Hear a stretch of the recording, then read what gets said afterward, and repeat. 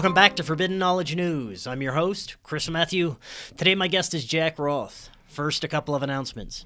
If you have a business, product, podcast, making a film, offering a service, anything you want to showcase on a large scale, advertise with Forbidden Knowledge News.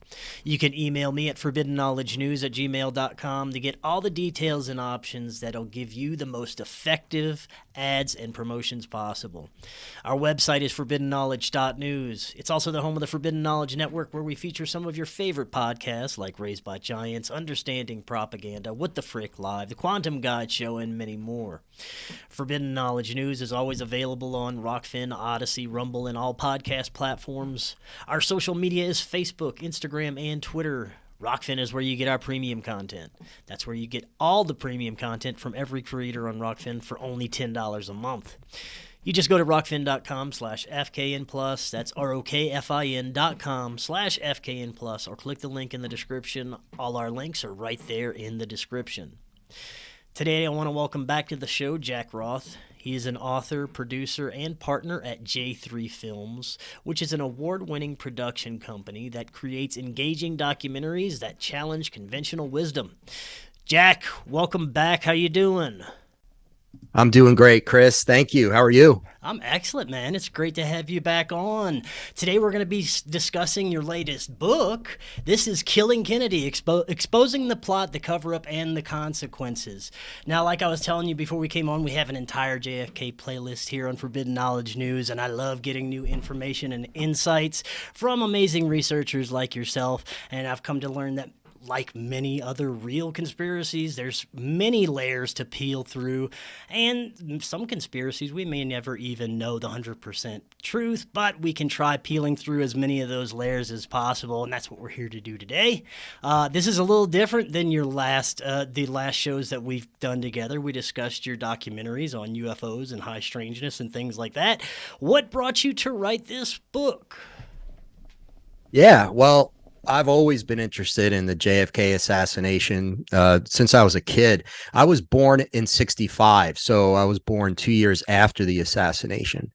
But a lot of my first memories were kind of the ripple effects, with the counterculture movement and the music, and then Nixon and Watergate. So I kind of grew up as a Gen Xer, dealing with the consequences and the ripple effects of the JFK assassination. I was always fascinated, but I always asked my parents, like, where were you? What was it like? And, but yeah, I was always interested. And then of course, in 1991, like so many people, I watched JFK by Oliver Stone. It's just an incredible movie to kind of get people jump started on whatever research they wanted to do.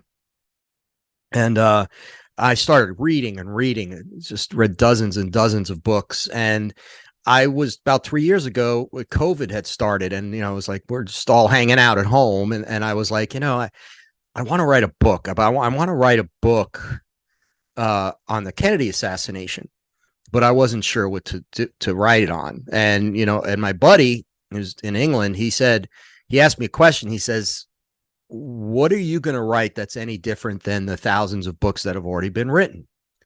What's going to make yours unique? And it was a great question. He did it on purpose, because he made me think, like, yeah, you're right. What am I going to write about?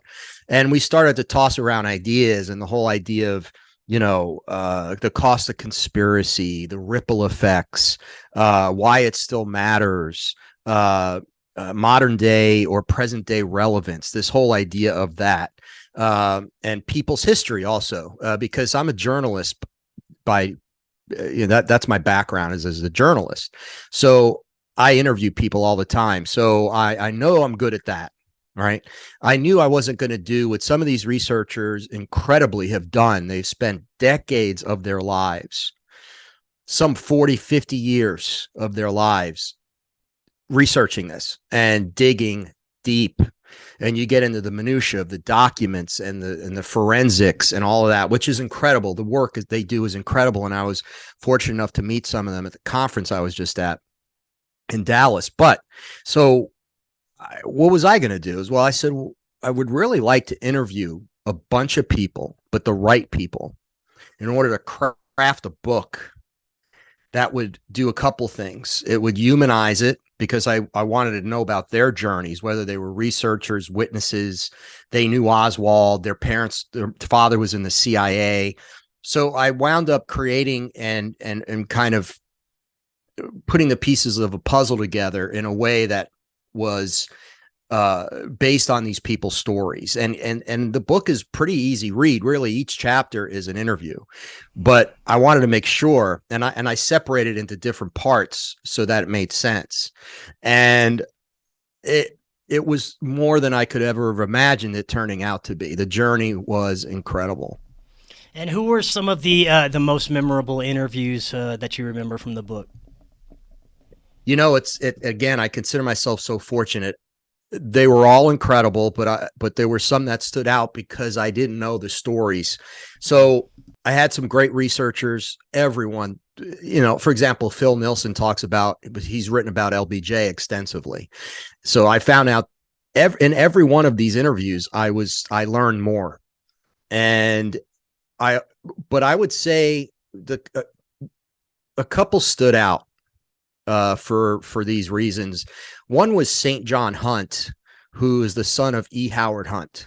And E. Howard Hunt of Watergate fame. He was one of the Watergate burglars. He was a CIA operative, pretty high level. I mean, but he was also involved in the late 50s and early 60s with the Cubans. He's the one who kind of was over them. He looked, the CIA worked with the Cuban exiles for a lot of reasons, mostly to overthrow Castro. But so he was involved in all these things, and he had his confession late in life where he told St. John that he was a peripheral member in the assassination. So he was involved peripherally, and he was mostly involved with logistics because he was really good at providing safe houses and airplanes and airports in and out, that kind of stuff. Because of all these other CIA operations around the world, they were very good at that. So he made this confession, but St. John, the interview was very emotional because he had been through so much just by his father being in the CIA and what that does to a person, especially back then. And his mom died in an airplane crash that was sabotaged because the dad, E. Howard Hunt, had given the mom money as a payoff to go up to D.C. and pay off. I don't know where she was heading, Massachusetts somewhere, to pay off people because of what was happening in Watergate, because he was trying to protect his hide from going to jail. So she dies in that plane crash, and then he loses. So he loses his mother, and then he loses his father a couple months later because his father then goes to prison for a couple years. So it was incredibly emotional. So that I thought really stood out to me. And then another one was Judith Very Baker, who's probably the most controversial person I interviewed for the book. But that was the most, it was emotional, but it was also the most revealing conversation I've ever had. I have every reason in the world to believe her. But she was with Oswald the summer of '63 in New Orleans before he went to Dallas. So what she revealed in that, and they were intimate. They had an affair. She was married, of course. He was married to Marina, had 2 young kids. But the things they were involved with in New Orleans, it was incredible. And then that ties into Ed Haslam, which is another chapter about something else that was going on in New Orleans. But listen, it's like, every time I interviewed someone, it was like, whoa, like, this is incredible. Like, even the people that weren't directly involved had some very fascinating things to say about it. So, yeah. So it was really cool. That's incredible. There's obviously many theories about the reasoning that Kennedy was killed, and I've had many different researchers on to tell us their thoughts and their opinions on why they believe Kennedy was killed. Everything from the Federal Reserve to Dimona nuclear deal to the war. There's tons of different theories. There's probably a little truth to every one of them, and maybe they're all true in some way. But I want to get, without giving too much away of your book, what do you think are some of the major underlying reasons for this assassination? This is a great question. It's a combination of things, I think. And again, in the book, I don't try to, in my conclusion, I don't say anything definitively because I don't feel like it's my place, only because I wasn't there. I tell people I wasn't behind the picket fence in the grassy knoll. I wasn't on the sixth floor of the depository happening to see these guys there with a rifle. I wasn't there, and I think we all feel frustrated by that. We'd all love to go back in a time machine and be right there at that one place we think would be the place to solve it, right? But as far, and that's the why is the most important question, not so much the how. Well, the who's kind of important, but the why, I think, is a combination of things. I think Kennedy was a threat to the elitist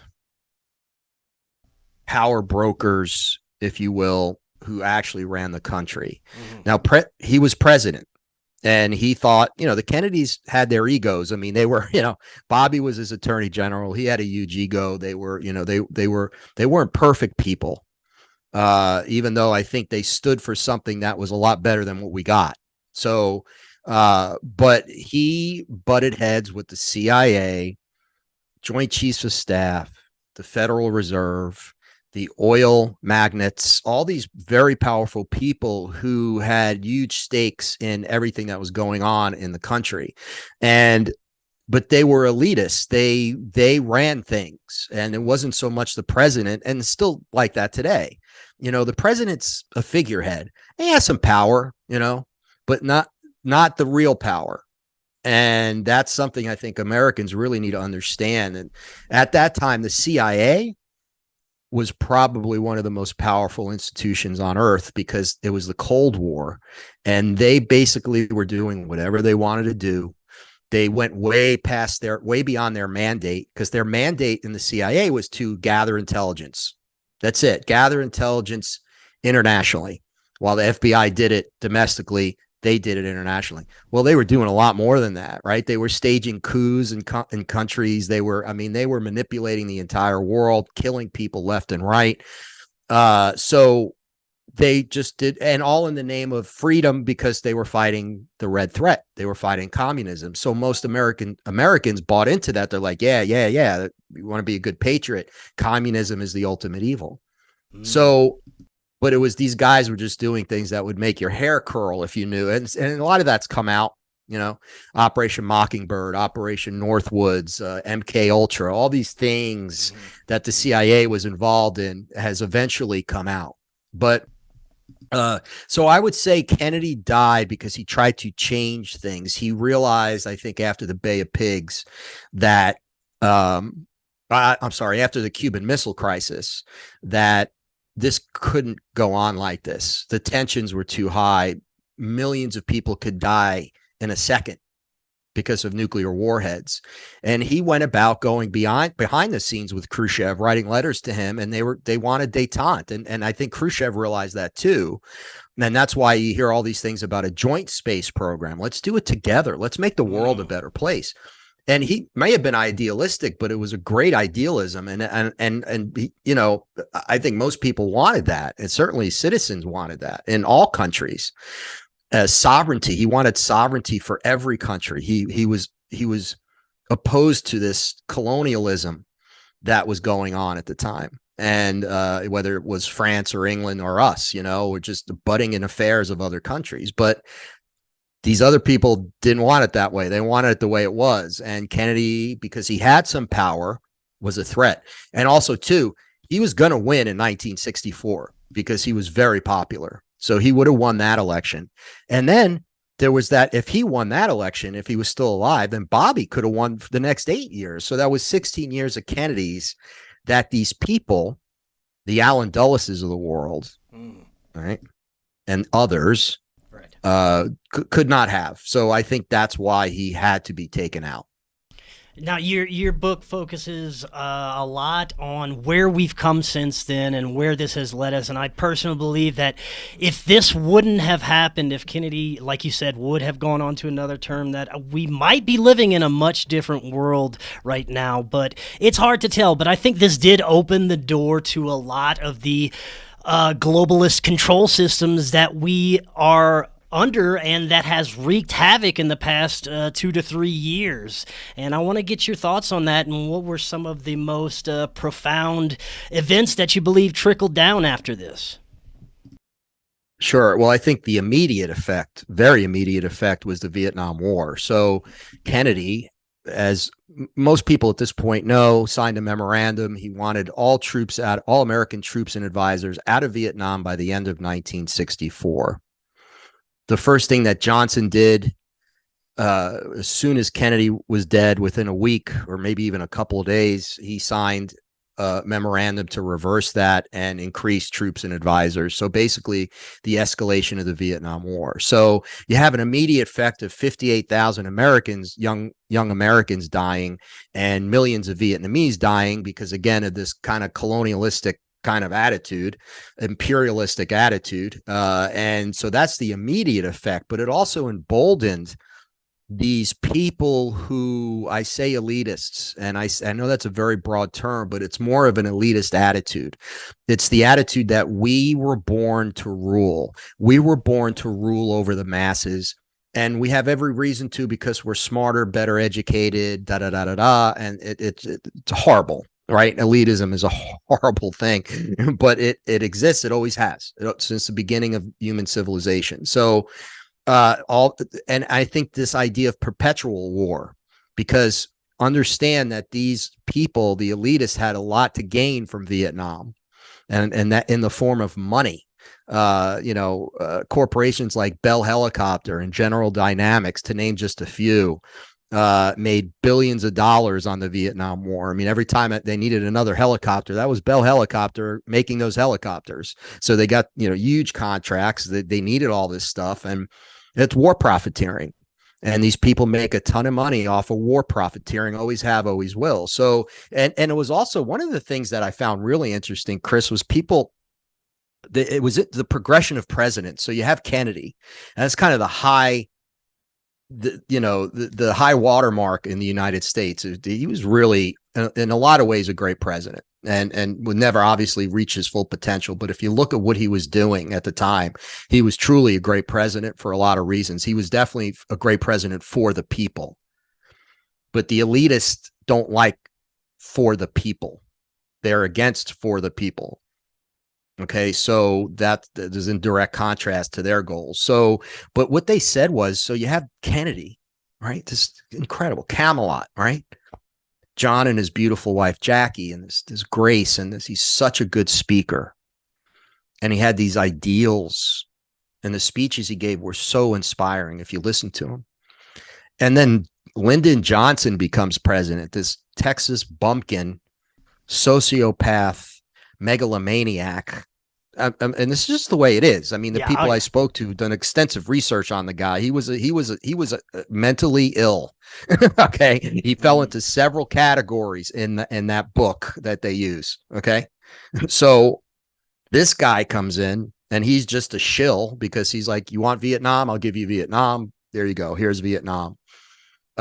Realized probably late in his presidency, he's like, this is ridiculous. He got out.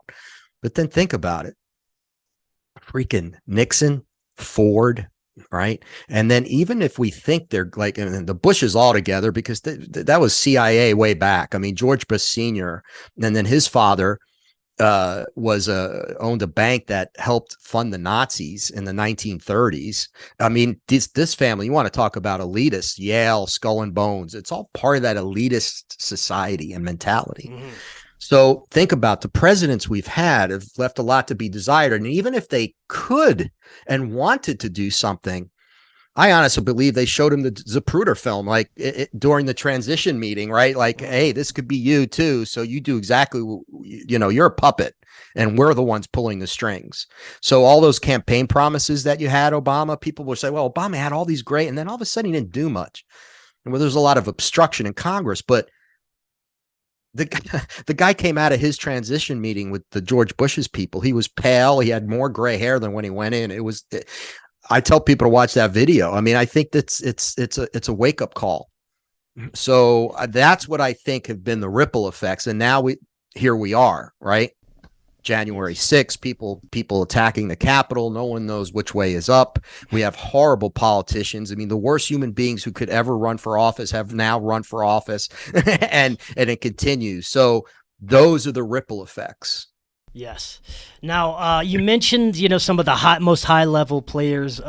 My producer, Cory Hughes, is currently writing a book on the JFK assassination on many different angles. It'll probably be like a 2 or 3 part book. It's ridiculously long, but it has some great information in it. And this question is from some of his research that he's done. Have you come across any ties with Jack Valente? Oh, man, I'm so glad you mentioned Jack Valente. All right. Okay, so I always grew up, I was a big movie fan, so I'd watch the Academy Awards. Oh, ladies and gentlemen, the president of the Motion Picture Association, Jack Valente, and he'd come out and everyone's applauding, right? I'm like, who is this guy? And I didn't think anything of it. Well, then I realized he was a Lyndon Johnson crony. Then I found out that he got started in porn. And not the legal kind of porn either. Okay, that's all I have to say. This guy was a bad dude. He was one of those people, and anyone around Lyndon Johnson was like that. Johnson was from that Texas good old boy network. They were all as corrupt as they get, and Valente was no different. And in the photo of Johnson on Air Force One taking the oath of office while Jackie's in a state of shock, Valente's right there in the background. So, and then I think to myself, so then you start putting the objective thinking, critical thinking skills. All right, tell people this. Okay, so now he becomes the president of the Motion Picture Association, ties to the mob like you wouldn't believe. And so what are they controlling in Hollywood now? The kinds of films that come out. Like have you ever seen, for the longest time at least, a negative movie about the CIA? Right. No, they're the heroes. They're always the heroes, right? Always. And maybe there were a couple in the early, the Hollywood Renaissance where they got a couple through, right? Where it's like, oh, well, they did this or whatever. Now more's coming out, but yeah, Valente. And I made sure that picture was in the book. And I asked a couple people about him because I wanted his name out there. That guy was no good. And I don't care what anyone says, people need to do more research on him. Now, I just scratched the surface on just the things I found out. But boy, yeah, one of LBJ's cronies for sure. Yeah. And another thing you mentioned is the mob, and they are integral in playing a huge part in this whole thing. It was like the mob and CIA were married through information in a lot of ways during these times, right? Without question. I mean, and that's another thing people need to understand. During the Cold War in the 50s and the 60s, the CIA and the mob worked together. The CIA would contract the mob to do certain things for them because the mob was good at certain things, certainly at killing people. So they hired them, they would have their assassins be part of different teams to do things. And they had that one common enemy. Well, they had two common enemies. Castro, number one, because when Castro took over, the mob lost millions and billions of dollars in their casinos because they got kicked out of Cuba and Havana. So that was bad, right? So they wanted to take him out and get back in there as soon as they could.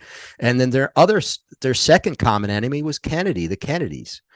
Because as you know, the mob helped Kennedy get elected. That's true. Joseph Kennedy, who was no great saint by any stretch of the imagination, paid off the mob or had a deal with the mob to help get John elected. That was a very close election with Nixon. And so they helped him get election. And what do they do in return? Bobby becomes attorney general and goes right after the mob. Yeah, come on. You're almost asking, live by the sword, die by the sword, but come on, right? So yeah, there was this absolute, I am myself still a little confused as to the mob's exact role in Dealey Plaza that day. but I feel like they had a hand in it from the standpoint of maybe one or two of their people were there, and to make sure certain things went certain ways. Certainly Jack Ruby. Now, I mean, I'll say Ruby, this. This is a little spoiler alert for my producer's book. He believes that Jack Valente was directly involved with the shooting and possibly on the knoll. And I don't know. This is something that's it's based on his research, but also a lot of speculation. So, it's interesting. Yeah, sure. And I would absolutely read that book in a minute, because that whole Valente thing, it's mob. Valente was mob, and they were the mobs. Valente was probably the mobs and the CIA's man in Hollywood, because the CIA infiltrated everyone and everything, including big corporations. We all know this now, right? They infiltrated newspapers, Operation Mockingbird. We know that. And they infiltrated Hollywood to make sure that the messages were, hey, you always have to be a patriot no matter what here. So it's and the mob just eventually became high level corporate interests and integrated into some of these 3-letter agencies. So no more mob. Now the mob's just running everything. Exactly. Yeah. And it's, again, what does it all come down to? Power, money and power, ego, right? This elitism of we rule all over all you, and that the ends justify the means, no matter what those means are, meaning killing people. Just don't think that how could the elements of our government conspire to kill the president in 1963? Not a stretch. No, not a stretch. No. But yes, love the mob thing, because Valente, and again, I haven't done much research on him, but boy, would I love to read a book about him. Oh yeah. He's definitely my producer's definitely done some dive into that, and he's actually going to be writing a second book on Valente eventually. So interesting stuff there. You talk about the 3 C's that are very important for younger generations to know: conspiracy, corruption, and cover-up. Talk a little bit about what you write about those points for the younger folks. Yeah, I did that in my introduction. And the reason I did that is because nowadays, when you mention the phrase conspiracy theory, it's a dirty word, right? It's always a negative connotation. And that's the way the CIA wanted it after the Warren Commission came out. They're the ones who coined the phrase conspiracy theorists. Anyone who was against the Warren Commission report was a conspiracy theorist, therefore communist, anti-American, crazy, whatever. And that has stuck. I mean, the CIA is very good at what they do. So when they put this stuff out, it works. Okay. Because they understand human nature. They understand the human mind, and they understand how easy it is to control people, to manipulate people, to propagandize people. So they did that. So what I wanted to do, especially in light of recent events in this country, I wanted to explain what those things really meant. And I actually used Webster Dictionary definitions. I started from the beginning, and I felt like I had to do it at the beginning of the book, because I didn't want this book to come across as, oh, he's just another flat earther trying to, like this craziness, right? So I was like, okay, not all conspiracy theories are created equal. We know this because many conspiracy theories in the past have turned into be conspiracy facts.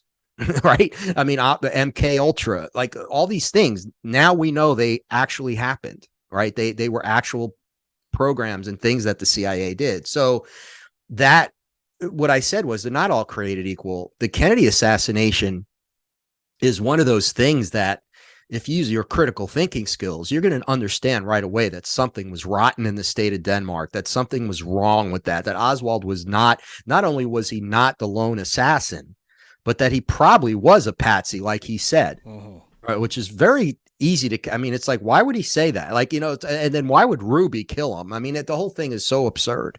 You don't even have to wait for the magic bullet theory, right? It's just Ruby. And then it was a conspiracy. So why? So I wanted people to understand that. And I also wanted people to understand that corruption exists at every level in society. All right. And that could be in locally, statewide, national, international. Corruption is just something that as human beings, we, a lot of us take part in on any given day. And cover up, all cover up is two or more people covering up something they did for their own gain. So with the Kennedy assassination, the cover up was in the conspiracy. I tell people. So, okay, so this happens. It's a conspiracy. So then now we have to cover that conspiracy up. And throughout all of it, there's corruption at all levels because of it, right? I mean, again, start in Texas. So I wanted people to gain a objective understanding of what we're talking about here. And that was important to me as a journalist, because I didn't want this book to be, he's just it's a conspiracy theorist book. It's not a conspiracy theorist book at all. I interviewed 24 people. I told their stories. Here you go. I can't help it if 23 out of the 24 of them think Oswald was a patsy. And what I would say to people who have a problem with that is, do your own research.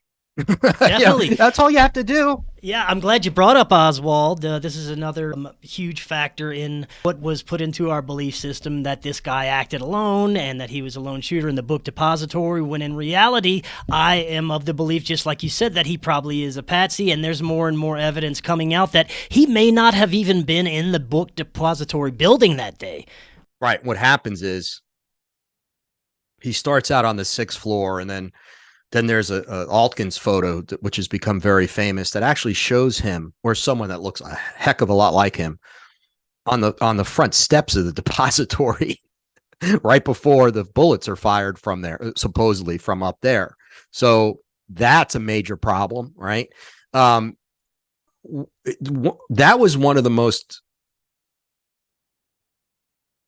incredible parts of the book. The most eye-opening part for me was the Oswald part.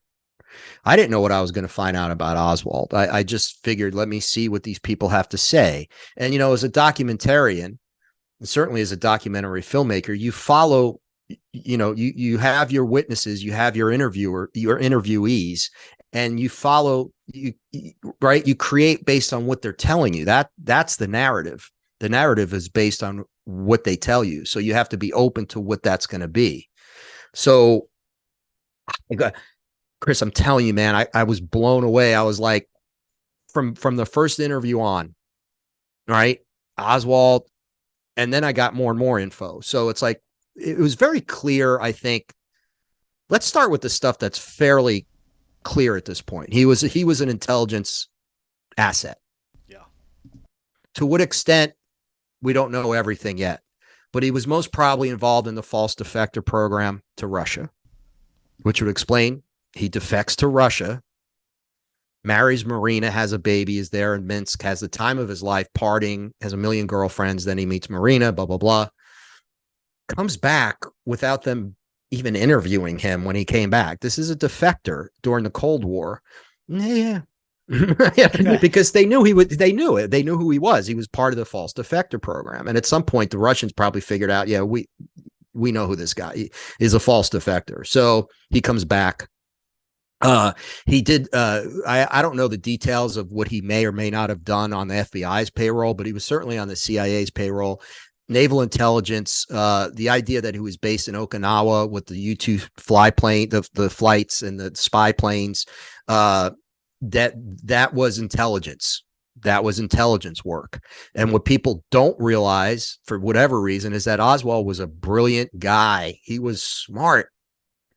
He was a voracious reader. He read more books than any 10 people I know combined. I mean, he just read, and he had dyslexia when he was a kid, and he worked through it, and he read and read. He was an admirer of, guess who? John F. Kennedy. Loved the guy. This is things now that we're hearing and know, right? So here you have this guy. And then think about his trail. Right. So he's in New Orleans doing all that weird stuff in New Orleans. He's handing out pamphlets. He's pro-Castro, anti-Castro, pro-Castro, anti-Castro. There's a reason for this. This is modus operandi, right? This is without question spycraft. Okay. Yeah. And Oswald was good at it, but he was taking orders. So he had his handlers. So he's doing all this. Then they tell him, You need to go to Dallas. You need to work with some of these Cuban exiles, blah, blah, blah, whoever he was going to meet with. He goes to Dallas. They get him a job where? The Texas School Book Depository of all places. Yeah. Texas School Book Depository, who was also infiltrated by the CIA, was a CIA cover. And this is all stuff that you connect the dots with. And it was the same with the Riley Coffee Company in New Orleans, CIA cover. That was CIA. So I know the South, like, it's almost too easy. Like, it's like, come on, guys. Like, and then he's there. And this is where Judith comes in. So then he's in New Orleans. Judith says 37 hours before the assassination, less than 2 days before the assassination, they get on their last phone call together. And they're a young couple in love. Young love affair, right? Intense. So Oswald's like, I don't think I'm going to get out of this one. And Judith's like, what do you mean? And it's like, because he slowly but surely figured out what was going on. I think he kind of knew he could be a patsy, but he certainly found out that there was something cooking to assassinate Kennedy. Who went to FBI agent Hosty at the local FBI office and left a note saying that there were conspirators that were going to kill President Kennedy in Dallas? That was Lee Harvey Oswald trying to stop it.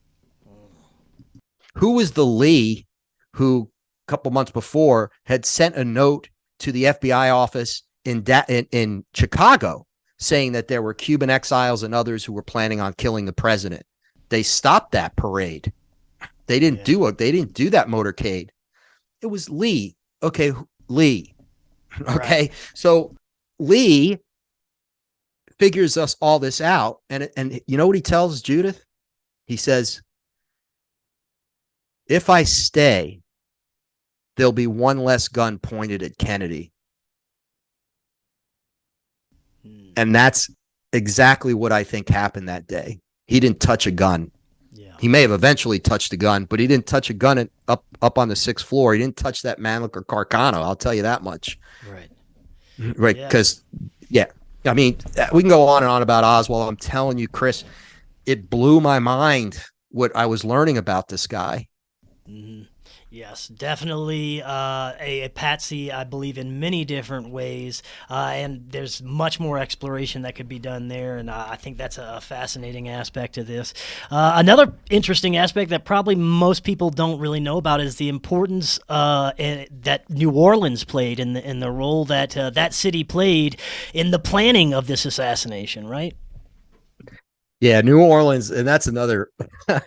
I love you always ask the best questions, but like, I love this because the Jack Valente was a surprise. I love that one, but this is, there's a section in my book, just a part of the book titled New Orleans Summer 63 for a reason. I interviewed 3 people, actually 4, the one I put in another section of the book, but 4 people who had directly related to New Orleans in that summer and done research on it or were there.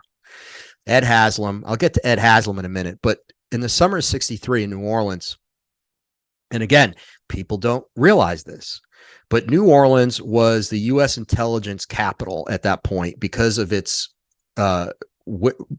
geography, the fact that it was so close to Central and South America. It had a huge port, right? Port of New Orleans, and it was basically, someone described it as the Casablanca of the intelligence community. It was the Casablanca of the 1960s. So make no mistake, New Orleans wasn't just Bourbon Street and jazz right then. There was a lot of stuff going on, and then you have all these characters that thanks to Oliver Stone and his movie, people got to know, but it was Jim Garrison who talked about all these people based on what he did on the trail of the assassins, and eventually indicting Clay Shaw, which didn't work out for him, but it exposed a lot. So you have Guy Bannister, Clay Shaw, David Ferry,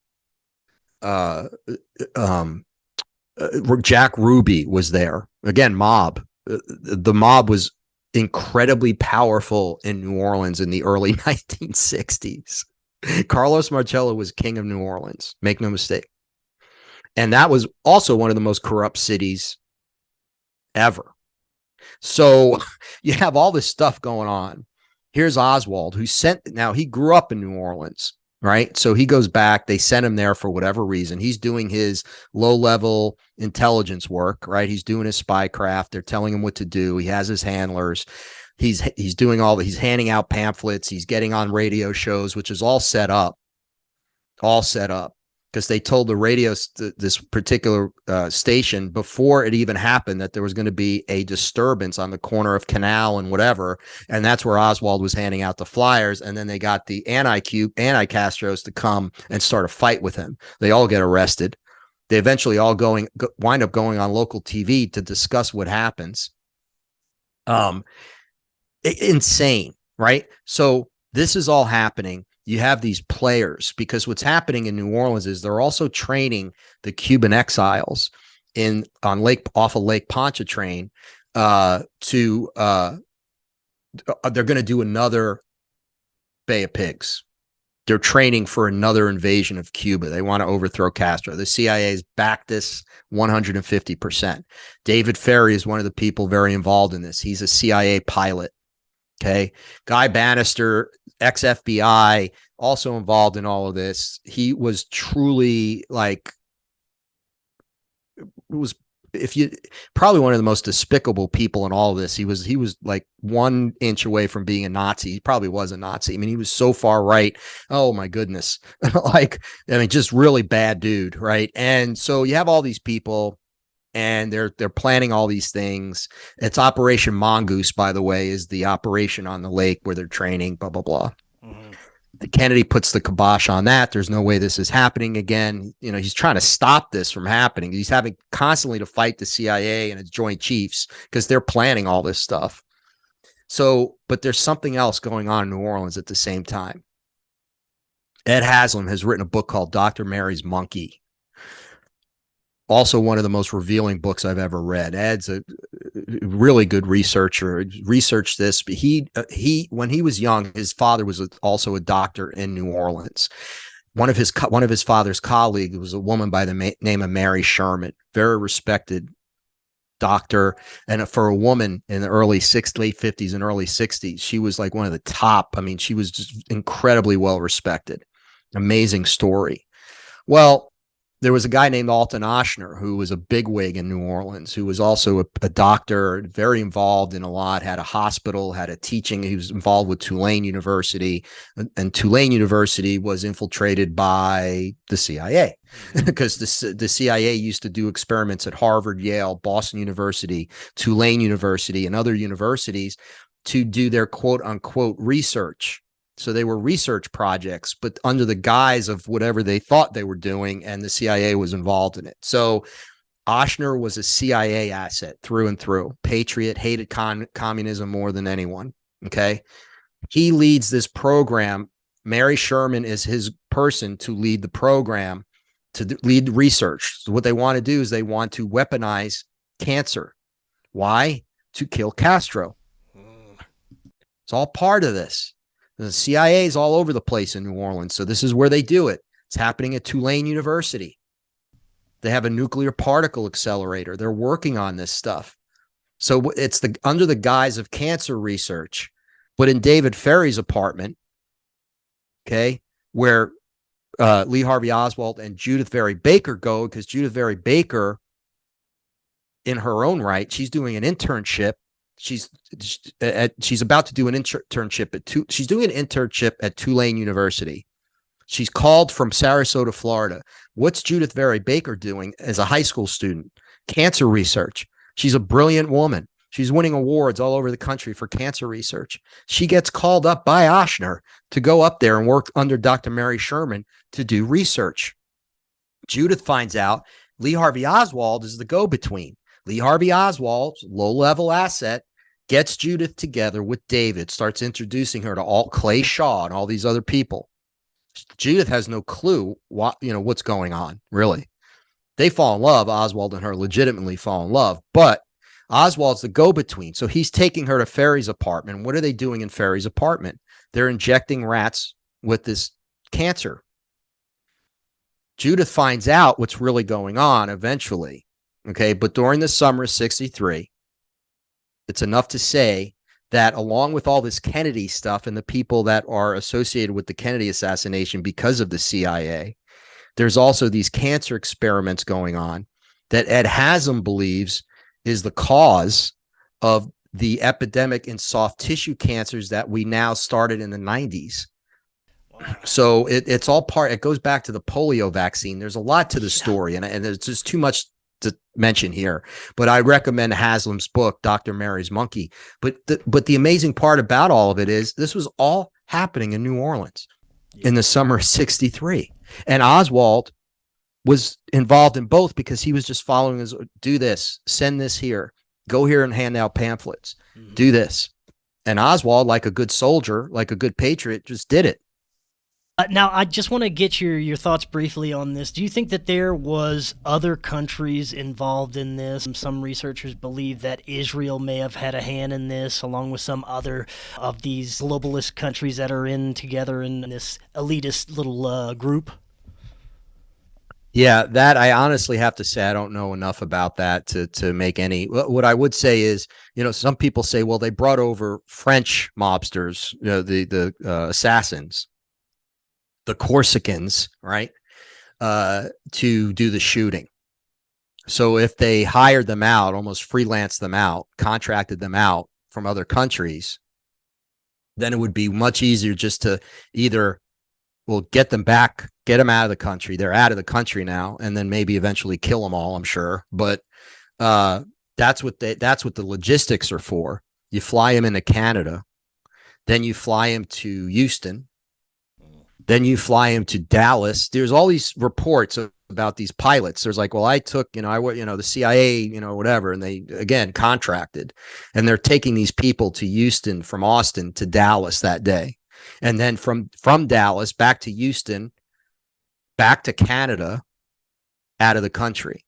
So there could very well have been like foreign assassins that were hired. Maybe some of the best gunmen in the world, maybe. I don't know for sure. And I definitely don't know if I know countries had a lot to gain from Kennedy being gone, but most countries had a lot to lose. I think it was England, the imperialistic countries had a lot to gain, right? Because Kennedy was a pain in their butt, right? Because they wanted to continue to do what they were doing all over the world.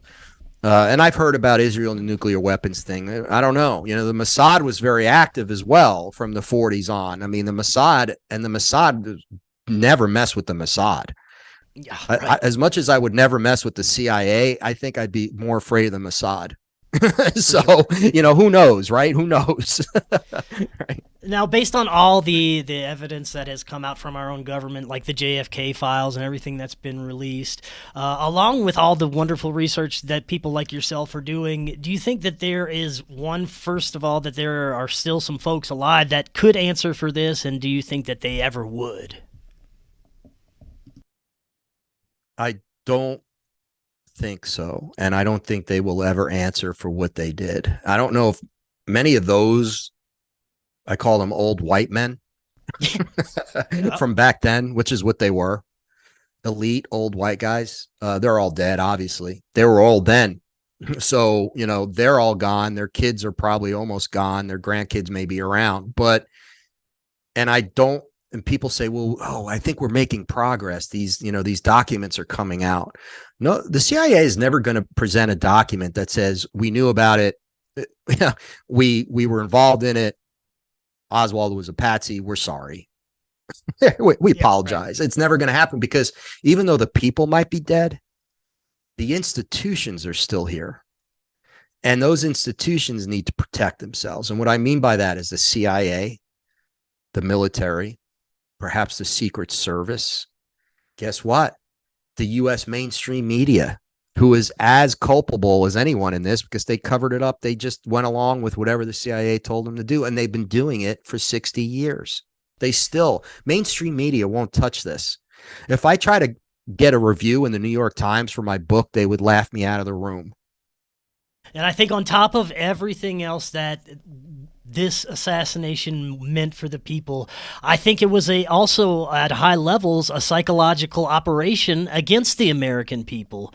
If we look at the way that it has affected culture and affected the psychological aspects of our development over the past 20, 30 years, it has shaped us. It has affected us in many different ways, and I think that was also intentional. True. I think it was a message. I think it was almost ritualistic. And what I mean by that is when you go to Dealey Plaza, and I was in Dealey Plaza a couple of weeks ago because I went to the conference. I spoke at that was my first JFK conference. It was incredible. But I was always told you can't understand the JFK assassination until you go to Dealey Plaza. And now I know why. When I went to Dealey Plaza, I went 2 days. The first day I went with my wife. We walked around. I told her the basics of it. Okay, here was this. And then we went to the museum. We went up to the 6th floor because I wanted to see that vantage point. That window is in plexiglass, so you can't get behind that window, but the window next to it you can get behind. And it's a tough shot. And the tree was in the way at that time. So there was a tree blocking that. So it would have been a very hard shot, especially with that rifle. And then we went to behind the picket fence, which is where I personally believe at least one shot came from. I think that's where the fatal shot, the headshot came from. When you see how easy that, because there's 2 X's, there's that mark where he was shot. There's 1 X that marks the spot literally in the street where he got the fatal headshot happened. So I go behind the picket fence and I'm standing there and I'm pretending to be with, if I was with a rifle. And I couldn't believe how easy a shot that would be for a professional shooter. Way more easy than that. And it was so upsetting to me. I broke out in tears. I mean, it was just when you go there, it's so sobering. But you realize we did a tour the next day with a guy who was a sharpshooter in the military. So you can imagine what he was saying about this. He's like, there's 7 things that a sharpshooter needs to take into consideration, all within 30 seconds of when the shot's going to take place. Obviously, wind, humidity, direction, sunlight, slope. If there was a slope, elm goes down like this. It's not straight. Movement. It was moving. The motorcade was moving. I mean, it wasn't flying by, but it was moving slowly. So he's saying that this had to happen. They had him at boom, boom, boom. And when you're in Dealey Plaza, you realize the minute Kennedy and that motorcade made a right from Maine onto Houston, he was dead. It was a turkey shoot. He was never going to survive. Mm-hmm. And they did that on purpose. They knew, first of all, it's modus operandi. Any military operation, assassination, that kind of thing. They know it's triangulation, blah, blah, blah, blah, blah. They had spotters, right? They had other spotters, the guy with the umbrella. Well, he was saying now, or abort. Like there would have been different things being done. It was all there in plain sight. But they knew that people were, first of all, people were going to be freaking out. And anyone who did say, I saw this, they just scared the shit out of them. No, you didn't. Yeah, I did. I saw that. No, you didn't. And then you're like, oh, okay, I didn't. Or how many very mysterious deaths, people died because they, if they're stubborn, they got to get rid of you. I mean, they had everything covered, everything covered because it had to work. It could not fail. And it was all within this little space. Yes. And the way they killed him, headshot, gruesome. The president, the beloved president of the United States, right next to his wife, who was picking up pieces of his brain as she tried to get out of the back seat of the back part of the limousine. That's a message. Yeah. And that's like you said, there right? seems to be some sort of even ritualistic aspect to this when you look at it overall. When you look at a lot of high impact events that affect the global consciousness on high levels like this, there are aspects to it that make you wonder not only how organized it is, but some of the more nefarious purposes behind it, not only psychological operations, but maybe even a ritualistic aspect. Correct. And again, it's interesting. I think people need to understand that these things aren't out there. These things they're not stretches. Look, there's a power in ritual, and elitists love ritual. They love to use the power of ritual. Skull and Bone Society, all these secret societies, the Freemasons, Knights Templar, you name it. There's all these rituals, right? And a lot of them are secret rituals, but they're rituals, and they perform these rituals. Are they dark magic? I don't know. I'm not saying they are, but all they need to be, it's psychological. There's power in ritual, period. Yes. Okay. And I don't think people understand that. Like, whether it's to say, it's used for that purpose. And it goes back. Here's the thing. It goes back to the ancient mystery schools. This idea of ancient knowledge. What did the Egyptians know? They seem to be a pretty amazing society. What did the Sumerians know? My God. I mean, what did these ancient, quote unquote, primitive societies know? Because they weren't primitive, but they understood things on a different level. I think they were more connected to the universe. So they used rituals, these ritualistic things that they did. Well, yes, it's like Jesus, the missing years, right? All those years in between his life, he was going to all those mystery schools. He was going to the Far East. He was going to, all these different Africa. He traveled, and you had to be invited to these things back then. You just couldn't go to a mystery school. You had to be invited to a mystery school. And usually because it was royalty, only certain people could do it. Now, Jesus is a royal bloodline. Jesus was royalty. People don't remember that or get that, but it's true. So he did these things. So many great people, great men and women that we talk about, they did these mystery schools. So they knew things, whether it was alchemy or that's all part of it. So when people talk about, oh, it's ridiculous that NASA would launch a flight and it happened to line up ritualistically with blah, blah, blah. Well, it's not really that big of a deal. Mm-hmm. But because of so many of these elite people who run NASA, who run the CIA, they're all recruited out of Ivy League schools, right? It's the elite. It's blue blood. And they grow up that way. They grow up understanding the power of ritual. So that's what I got from all this. And so that's when you say, that it's true, and it's not a stretch. It's not even a big deal, but they do these things for a reason. And there is a psychological effect. And it was obviously a major psychological effect on the American people. Yes, 100%. Well, let's close on this. The assassination has changed everything in our lives, and I think that understanding this allows us a better understanding of where we're going in the future. For those that would ask you, why does talking about this matter today? Where is this going to get us? It's just an old conspiracy, and like you said, the people aren't even alive to answer for it anymore. What are the most important things? Why does this matter? It matters because we need to come to terms with our country's history and our government's misbehavior.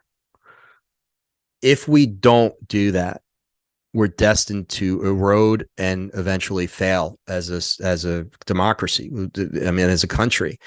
The idea that this idea of American exceptionalism that existed in 1963 started to erode the day after Kennedy was shot. And it's almost like a dark stain on us as a country. And if the truth will set you free, there's a lot of power in that. Talk about the power of ritual. There's power in that. The truth will set you free. And there's been this dark stain on this country ever since. And there's more dark stains since, but and there were other dark stains. I mean, slavery, the genocide of the American Indians that, we try to, sweep under the rug for some reason. Like, why can't we come to terms with these things? It's okay. It's okay to evolve. It's okay to admit we were wrong on our government, and the idiots that ran things did horrible things because they were elitists. and it's okay to admit, because we can learn from that, right? We can learn from those mistakes and make sure they never happen again. So if people just are like, don't care anymore, and they're like, it was 60 years ago, coming up on 60 years, who cares?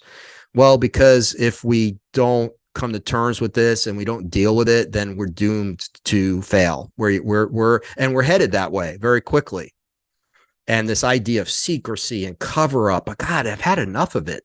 It's insulting. It really is. And even if it's subconsciously, the American people are over it. They might not even know why they're angry. And then what they do is they keep us fighting, right? Like a Democrat, Republican, Democrat. Has nothing to do with that. Yes. That they know what they're doing. They want us to fight over stupid things, right? As long as they maintain control. So, we've got to come to terms with this and realize that this is what's happened. This is fantastic information. For the audience that is interested in finding the book, what's the best way that they can do so? A couple of ways. They can go directly to Amazon and get it there. It's Killing Kennedy by Jack Roth, because there's a couple of Killing Kennedys out there. I told my publisher, I'm like, you realize there's a Killing Kennedy out there, by what's his name, that one dude. But anyway, yeah, Killing Kennedy, exposing the plot, the cover up and the consequences. It was Bill O'Reilly wrote another one. It was years ago, but still. But anyway, my book, so Killing Kennedy. And then, so that, or they can go to my website, jackrothauthor.com. Either way. And it's available there. Perfect. Jack, thank you so much. This was great. And of course, we'll have you back on for the next project. Thanks, man. As always, Chris, awesome. Had a good time. Yes, sir. And till next time, everyone, have an excellent evening. We'll talk again tomorrow. We'll see y'all then.